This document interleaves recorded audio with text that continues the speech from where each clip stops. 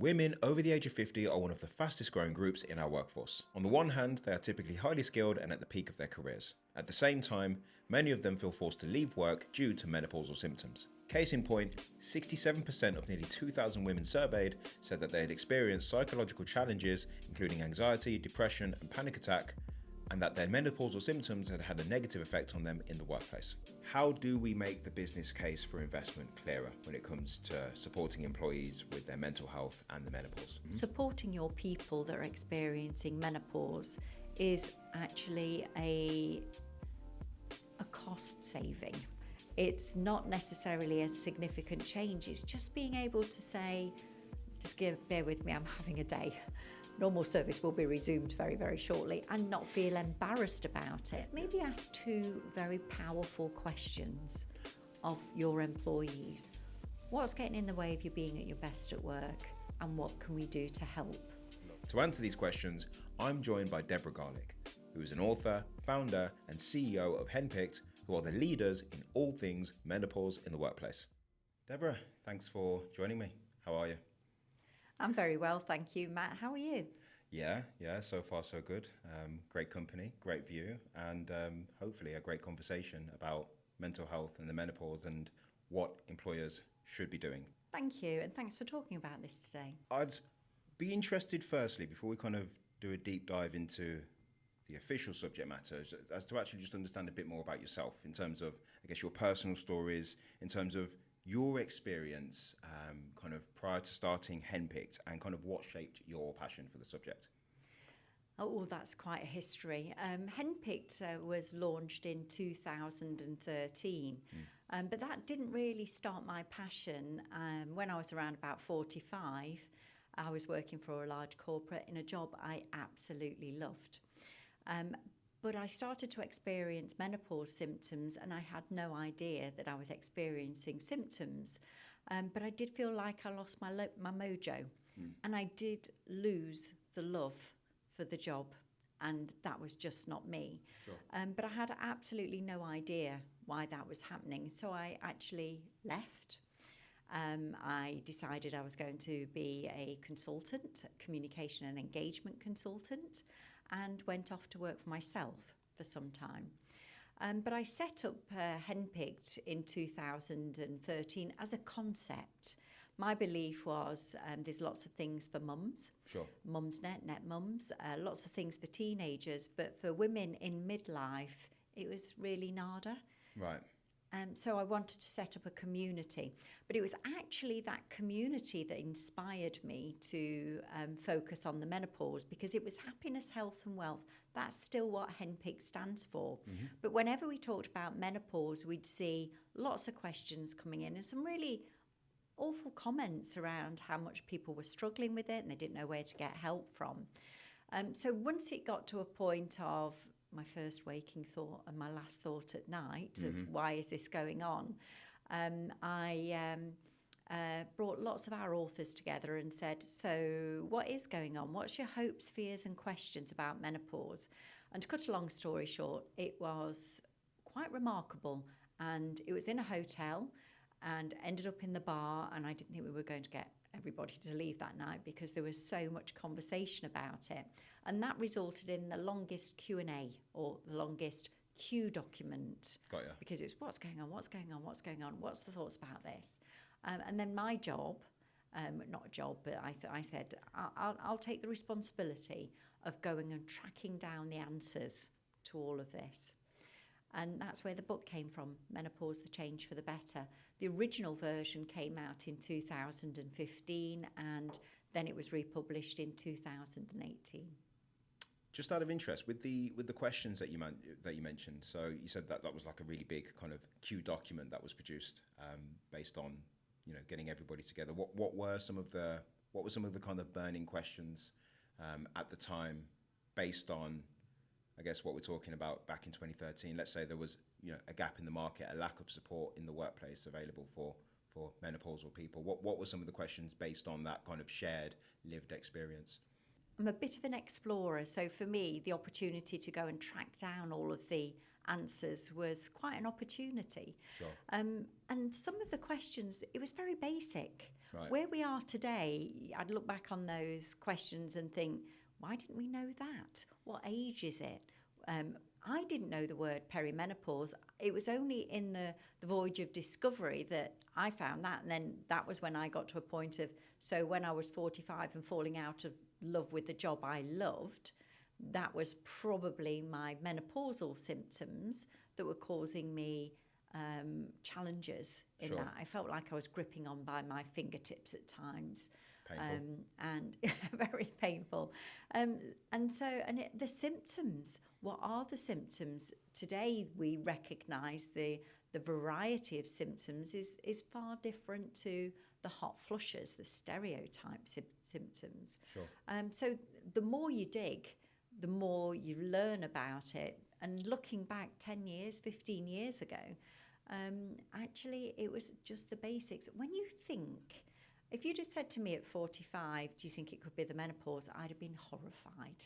I would have been thinking, well, how old do you think I am? Sure. So just that simple thing around the age is not what people think it is. Mm-hmm. It's much younger. Mm-hmm. I think we've cracked that one now, but there's still a lot of things that are still myths and mysteries. So, like you say, it was the passion and the desire to kind of go on that quest, the adventure, as you put it, to actually go and do the research and find out some of these questions. They say that a lot of research is actually me-search, right? It sounds like that was at least in part some of the motivation for you to help the community, but also yourself as well. I mean, it's interesting. So, are you saying that the word perimenopause or the term perimenopause wasn't kind of familiar or known to you until after you'd left? Absolutely. Wow.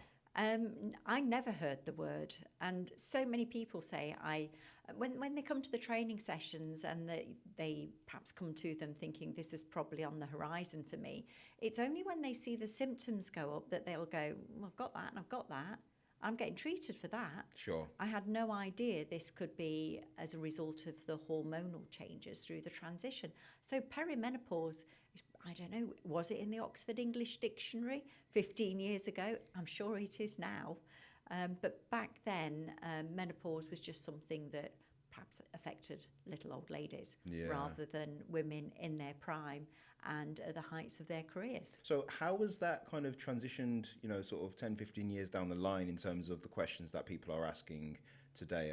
Are we kind of past the that kind of surface level knowledge where people kind of, surface level knowledge of, let's say, basic information about the terminology, the stages of life and the way that the menopause can kind of come about?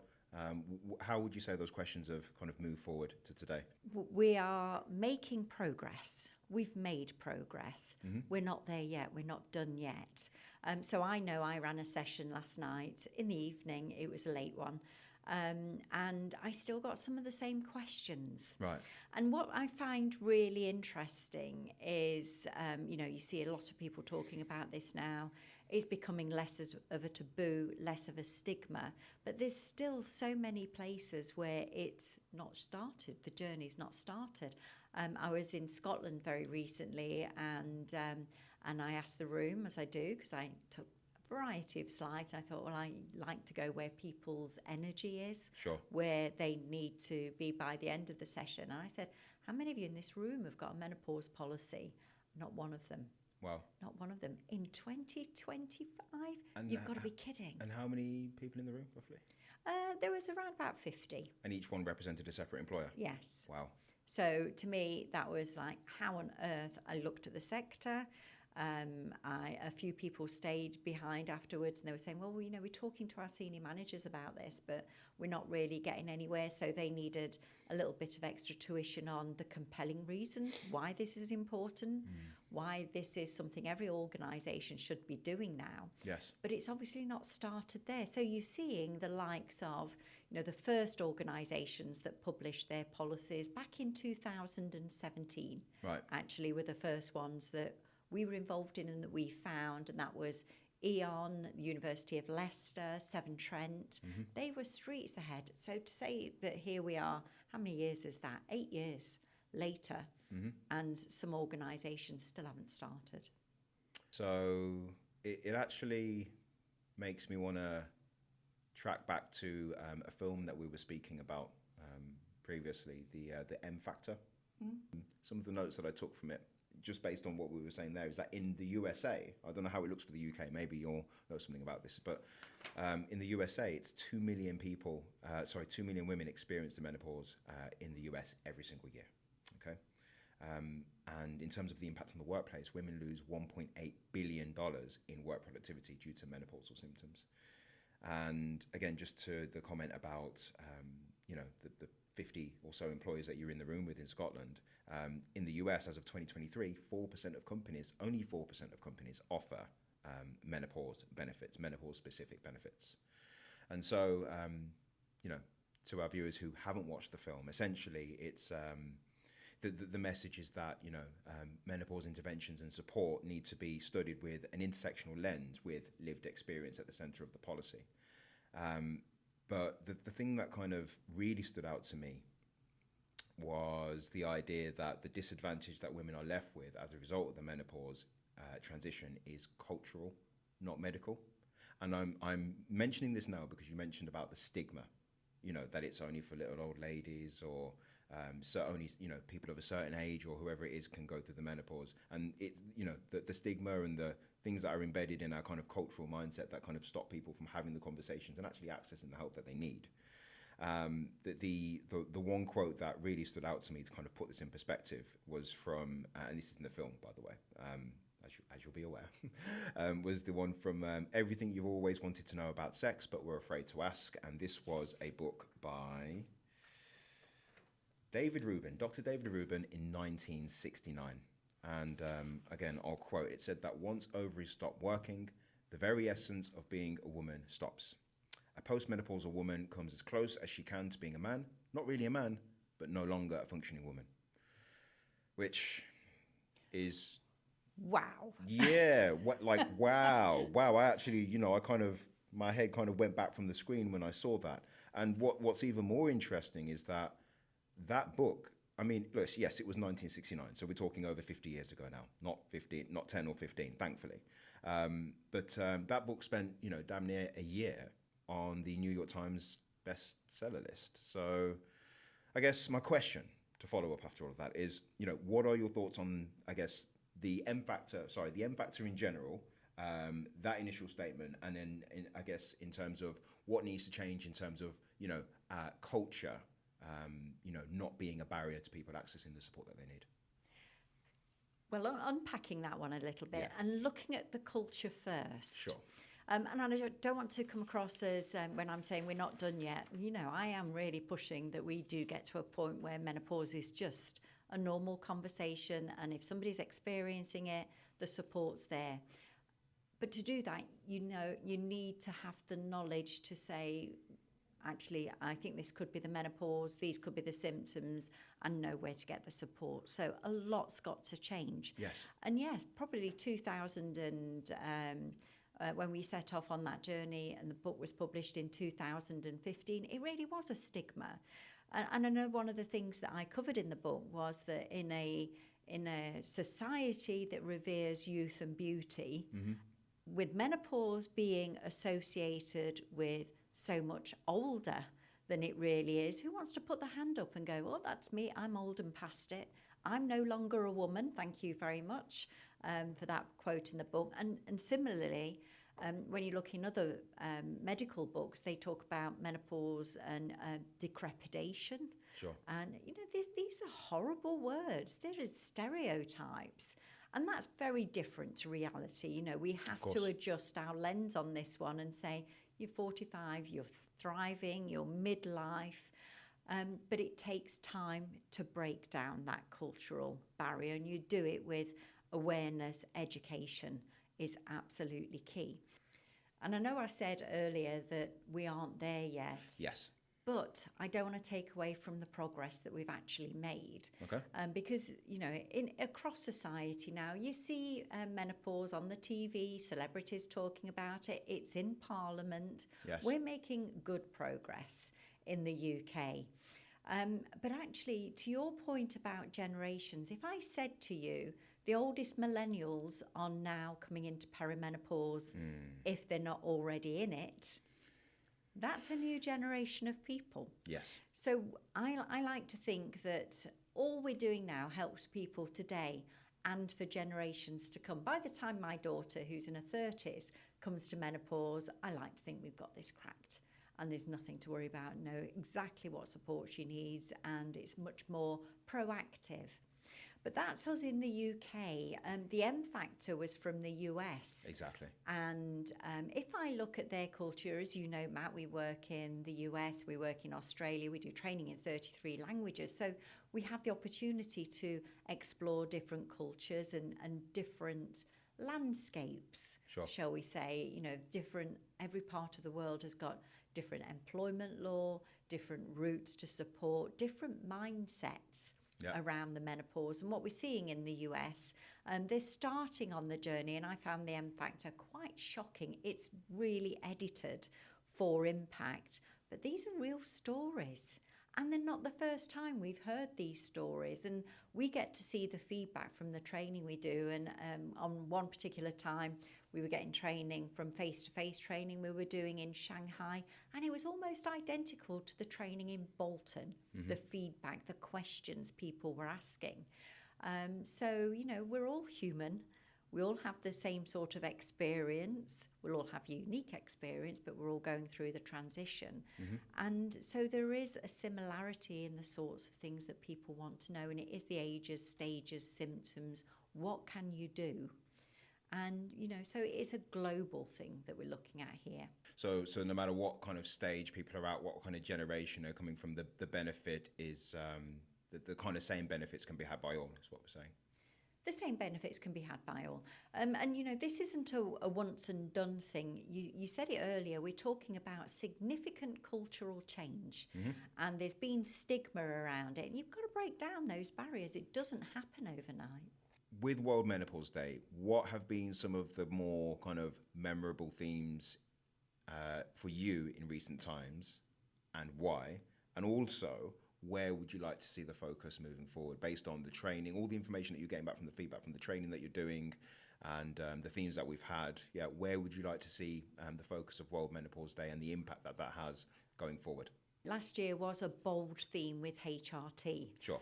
Because if you're new and coming into menopause, the conversation doesn't start with HRT, does it? That's a solution for symptoms, and not everybody wants to take it.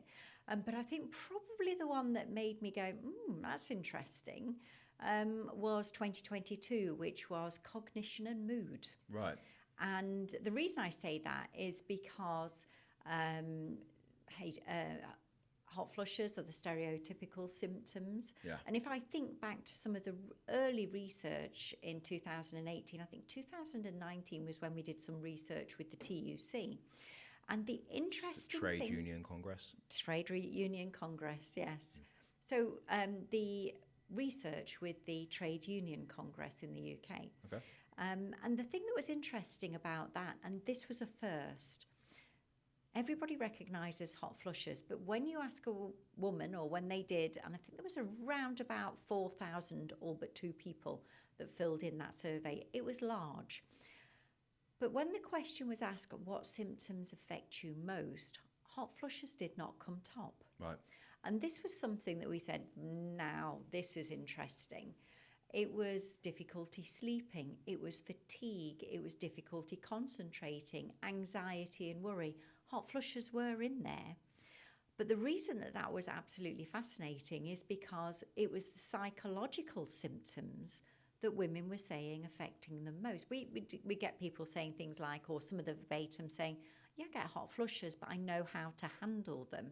What they didn't know were the psychological symptoms. And, you know, we've already mentioned the word perimenopause, the most mysterious phase of the transition, because you might start to experience symptoms, but you may not be aware of menopause, and you may not be aware that you're experiencing it. Yeah.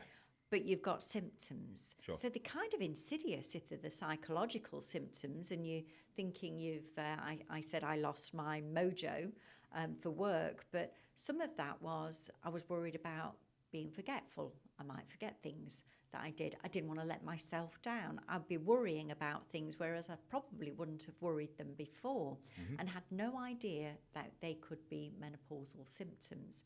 And a lot of people experience that. So maybe, and bearing in mind this is a time of our lives when, because we're young, in our 40s on average, you might have children still at home, you might have caring responsibilities. Sure. You might have a big job, big responsibilities, and you don't necessarily start to see these symptoms nipping away at your confidence. And something's got to give. And I meet so many women who say, when I see those statistics around how many people leave the workplace, that's me. Right. I'm at that stage right now where I can't carry on like this. Something's got to give. And it's not going to be the family, and it can't be the caring responsibilities. It's usually dialing down on the career ambitions. So when the International Menopause Society called the theme Cognitive and Mood, I thought that was fabulous. Right. I think that started to help people appreciate that it's not all about flushers, that actually what's going on in your mind and what can be chipping away at your confidence are the psychological symptoms, but just as importantly, that you can do something about it. So are we saying maybe to double down on more of the psychological symptoms, the impact on mental health with regards to the focus for World Menopause Day? Or Well, they're not going to ask me, but if only. Back in 2015, I wanted to do a hot flash mob Right. on World Menopause Day on social media. Okay. I was trying to get people to pay attention to actually World Menopause Day. And it was a complete failure. Nobody was really engaging with menopause. And so at the time, the themes of World Menopause Day felt so far ahead in a society that really didn't understand the basics. Right. And we've actually progressed, and I'd probably think about the different phases, Matt. We've mentioned perimenopause. Sure. Maybe as a transition, the focus can be on perimenopause to make sure we really cut through on that and to help people understand the signs and symptoms that they may be experiencing hormonal transitions. Or it could be on postmenopause, but the themes already had bone health and cardiovascular. But maybe that sort of appreciating the different phases. Yeah. Maybe that's another way to bring this to a younger generation. Yes. And consider and focus on perimenopause and the difficulties with menstruation, menstrual health. Sure. That might be one that I'd really like to see. Just on that one then, just to round off on World Menopause Day, in terms of kind of boosting engagement, what would you say is, or how would you describe best practice from what you've seen with the businesses you've worked with when it comes to maximising employee engagement around menopause in the workplace initiatives, including but not limited to World Menopause Day? And thank you for using the word engagement, because it's very, very different to communication. The best practice that we see, because we aren't about ticking boxes, we're talking about significant cultural change. And for some people and some organisations, they go, well, we communicated that on the intranet, and we've done this and we've done that, which is very passive. I see what you mean now. Yeah, communication, engagement. Yeah. Communication, engagement, different things altogether. The best practice that we see, and of course we've got the menopause-friendly accreditation, which the independent panel look at, and what they look for is that the engagement starts well before you start communicating. Right. Listening is powerful, isn't it? When people feel that they've been really listened to, that is fundamental to engagement. When you know you're not on your own and people understand you and they get you, then that is powerful as well. So what's recommended for organisations before they start putting the project plans together and before they start rolling out this is something that the HR team did, they put policy together, there you go everybody, that's got all of the information, is maybe ask two very powerful questions of your employees. What's getting in the way of you being at your best at work, and what can we do to help? Love that. And I know many organisations, employers start with, it might be their ERG, Employee Resource Group, or a network that they've got in their organisation, Sure. and start that engagement at that point. Very often they find that the things they thought were going to be the problems weren't the big deals. And sometimes they find that actually that's just a tweak, we can do that. And for so many people, it's not necessarily a significant change. It's just being able to say, bear with me, I'm having a day. Normal service will be resumed very, very shortly, and not feel embarrassed about it. Yes. So starting with your people, engaging, listening to them, and putting your project plans and your program plans together and going from there. Many organisations might often start as well with an event, a launch event. And that's very often when you hear people coming forward and saying, actually, I'd be part of a group if you want people to help you with this, or sharing their stories. And shared stories, as we know, Matt, are powerful, because many people say, I thought it was just me that wasn't coping, and you know, those stories don't necessarily have to be the menopausal woman. I see some really powerful ones from line managers, from men saying, this is why it's important to me and I'd like to learn how to help. So fundamental to engagement in an organisation is make sure it's really hardwired into and involving your people. And I would also say keep it going, because it takes time. And as you said earlier, generations, people will come to this at different times. You know, I might have, at the age of 45, scrolled past something on the internet thinking menopause has got nothing to do with me. Sure. And then suddenly it is something to do with me, or it is relevant to me. So you have to keep communicating it until you know that everybody understands it.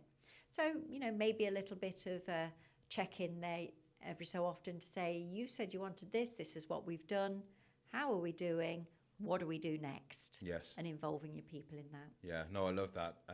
Number one, recognizing the difference between communication and engagement, and then just keeping it simple. I love the simplicity of just those two questions, right? Really, really broad, but gives people an opportunity to really say what matters most to them, and opening it up so that people understand that it's not just a kind of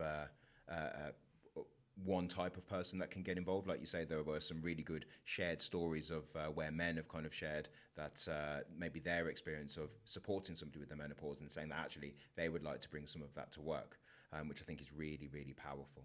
Speaking of personal stories, I wanted to segue a little bit more towards the conversation about mental health and the menopause in the workplace. And also the business case for investment. But I guess firstly, just to bring a bit of your lived experience to the table, you know, what is your experience either personally or observed in terms of the impact of mental health, of the menopause on mental health, either in or outside of the workplace? I'll give you a bit of an insight when it's really impacted on me. And it took me a long time to get over this, actually, but I can remember it was a really big event and it was being filmed. And I had brain fog. So there was hundreds of people looking at me and I knew the camera was on. And I had a full-on brain fog moment. I'd been quite clever, or I thought I had, that the images behind me, no bullet points, just really big images of chilies exploding, which were representing hot flushes. So I got nothing, no cue or anything. And it was the first time I really experienced a complete blackout when it comes to, and I often describe it now as, and this is something I learned from Dr. Jazadi Harper actually, as my Wi-Fi's out, my personal Wi-Fi has just gone. And we know the impact that can have in your home when you, I don't know, as a family, you're gaming or you're watching a film and the Wi-Fi's gone and it's chaos. For me, it was just like that. There was absolutely nothing coming at all. So I stood there, couldn't find the words to open up my presentation, my talk, and was completely horrified that actually happened to me. And unfortunately, I'm going to say brave, because I could have quite happily have sat down right there and thought, what on earth has just happened to me? But I did look at a queue. I'd got a copy of my book on one of the coffee tables at the front, and I just picked up the book and started talking.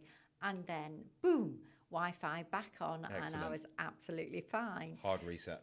Yeah, and it was, but that's something, and I'll come on to coping strategies for things like that, because I was horrified, and I sobbed all the way home. It was horrible.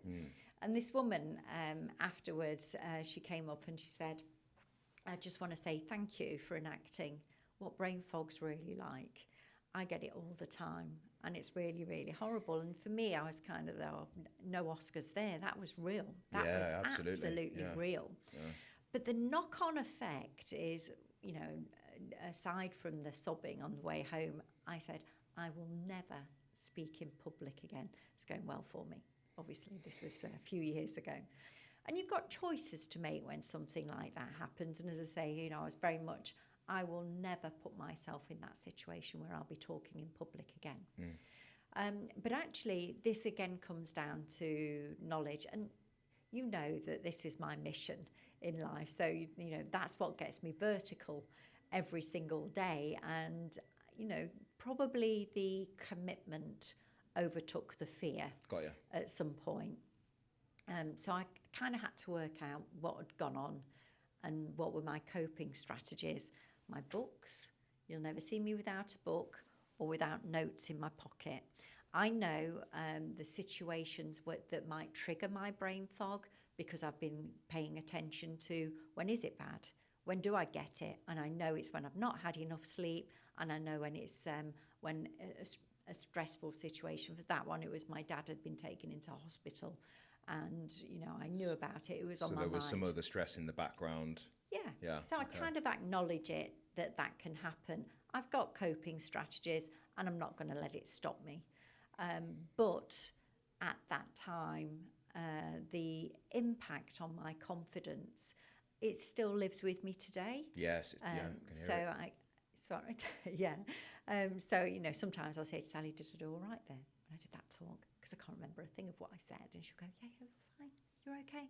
And it's like I have to keep filling up my tank, going, you know, I know my stuff. Actually, this is something that I'm very, very passionate about, but I shouldn't have to do that. Sure. But I know that is how my symptoms have affected me, or how the menopause has affected me. So when we talk about people leaving work and the numbers, you can appreciate how those sort of symptoms can really be the downward spiral to, I'd sooner not be in this situation where I'm going to let myself down. I'd sooner go with dignity. Purpose is such an important thing, you know, in terms of what gets you vertical. And I, for one, am glad that you weren't a woman of your word in terms of the public speaking. Otherwise, we wouldn't be sitting here today. So thank you for sharing. And yeah, I guess just gives us an insight into, you know, really what is that kind of long-term impact of some of the psychological symptoms associated with the menopause transition. And obviously, I mentioned earlier on about it was from the CIPD report, you know, out of nearly 2,000 women surveyed, 67% of them said that they'd experienced psychological issues associated with the menopause, anxiety, depression, panic attack, loss in confidence, etc., and that their menopausal symptoms had had a negative impact on them in the workplace. How do we make the business case for investment clearer when it comes to supporting employees with their mental health and the menopause in the workplace? Well, supporting colleagues, supporting your people that are experiencing menopause is actually a cost saving. If you want to look at this from a business case perspective, let's go. And I can rock a business case, I've got financial strategy in my background. So I can say this is a win-win. This will pay back faster than so many other projects that you might look at. This is, of course, Matt, if you're looking at this from a pound sign or dollar sign perspective. The key reasons why this is so compelling, you've already mentioned some of the demographic things. We're an aging population. There's more people experiencing menopause transition at work than any time in our history. The business case, if I just take a few little fast facts, You've mentioned how many people might actually leave work as a result of their menopause experience. If you overlay that with something like the Oxford Economics research that says costs around about, and I'm going very broad brushstroke here, Sure. around about £30,000 to replace somebody that leaves your organisation. Now, that's not just the job ad, that's also running through to taking them through induction and bringing up to the skill Training the set new of person. somebody that Yeah. has actually just left. Sure. If you switch that around and say, if you avoid one person leaving in your organisation, the likelihood is this will not cost you 30,000. You're already having a positive effect on your bottom line. But, you know, lots of organisations need that proof to understand where they should be on their priority list. And it should actually be quite high up, because it's not just avoiding people leaving, it's enabling people to thrive and perform at their best. It's about the value to your organisation of being recognised as a great place to work. We've also seen organisations using the menopause-friendly accreditation logo to say, we're a great place to work, come and work for us. Sure. So I think organisations need to consider, what's the cost of you not doing this? You're not looking after the well-being of your colleagues, you're more likely to leave them, and even your top talent might go and walk down the road to an organisation that is menopause-friendly accredited. Where should business leaders be paying attention in terms of legislation when it comes to supporting employees with the menopause in the workplace? Well, of course, it depends where you are in the world. But if I focus on the UK, Sure.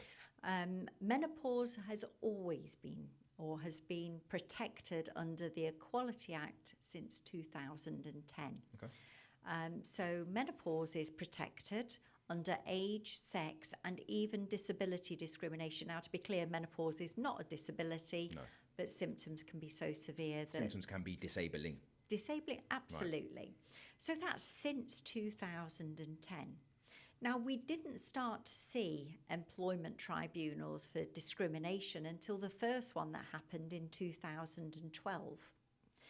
But what we're seeing now is a significant increase in the number of tribunals brought by former employees as a result or mentioning the word menopause in them. And we got some statistics through from ACAS and their helpline. The percentage of people talking about menopause discrimination has significantly increased, and that's a precursor to seeing tribunals. So this is an increasing trend. Now, your question was, where should employers pay attention? And of course, there's already that protection. But if we look at the tribunals where the employer has lost, Sure. there are themes.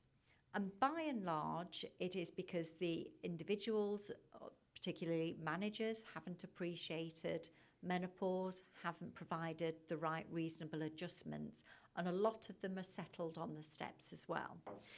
So you've really got to create that supportive environment, but you've really got to upskill your managers, because that's the interface, that's the colleague journey through, if they're experiencing menopause, who are they going to talk to? They're going to need to talk to their manager and say, I'm experiencing menopause, these are the symptoms, how they're affecting me at work.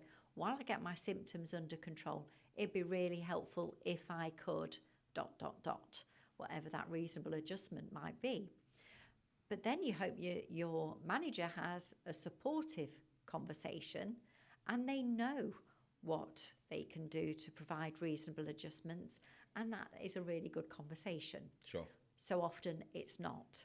Whether that's lack of knowledge or whether that is the manager's focus on getting the job done, because in fairness, they've got to get their job done. Sure. And maybe so, which angle it is, I'm sure it will vary. But we're going to see an increasing spike. But also in the UK, of course, since last year, July, Labour Party has been in government. Their manifesto, Make Work Pay, made it very clear that organisations need to focus on menopause. And of course, the Employment Rights Bill thundered through the House of Commons and the Lords, making it a priority for all organisations over 250 people to have an equality action plan in place. And you can't have equality unless you're focusing on menopause and menstruation for that matter. Did they say when that needs to be done by, in terms of having an equality action plan in place? Well, we're still waiting for more information around what actually does an equality action plan look like. Right. What does good look like? We'll be taking our members through that. But actually, Matt, why wait until legislation tells you you've got to look after the well-being of your people? There you go. I'm going to go, shame on you, employer, if you're not doing this because it's the right thing to do. What does the rest of 2025 and 2026 and beyond hold for Henpicked? Oh, there's a constant mantra for the rest of 25 and beyond. And that is accelerating action. We know what good looks like. Yeah. We want to help as many organisations and people actually tap into best practice and get to that stage. I described it earlier where everybody goes, of course I know all about menopause. Symptoms, not really. I knew what to look for and I knew what to do. And I'm not a very patient person actually, Matt. You could afford me. No, I'm not a very patient person in terms of I'm always looking at endgame and saying this is what good looks like, keep going. So let's say a mantra is going to be accelerating action. Accelerating action. Love it. Deborah, it's been a pleasure. Thank you for your time and your energy today. It's been great talking. Thank you very much, Matt. It's been a pleasure too. Until the next time, this has been Wellbeing Talk with myself, Matt Balfour, your guide to more accessible conversations about mental health and well-being in the workplace. Be sure to subscribe to the Let's Go Wellbeing YouTube channel and we'll connect on the next episode.